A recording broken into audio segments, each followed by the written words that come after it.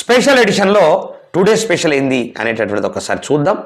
నోట్లు ఇచ్చి నవ్వుకున్నారు, ఓటు కూడా దొరుకుతుందనుకున్నారు. నోట్లో మాటలు మిఠాయిలేసి గెలుపు ముందే జరుపుకున్నారు. తీసుకోండి అన్నా అన్నారు, చేతిలో కట్టెలు పెట్టారు. వేస్తాం సార్ అన్న జనాన్ని జేబులో వేసుకున్నారనుకున్నారు.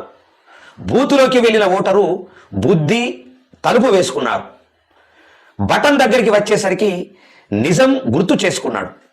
డబ్బు తీసాం, దాచుకున్నాం, ఓటు మాత్రం ఆలోచించి వేసుకున్నాం.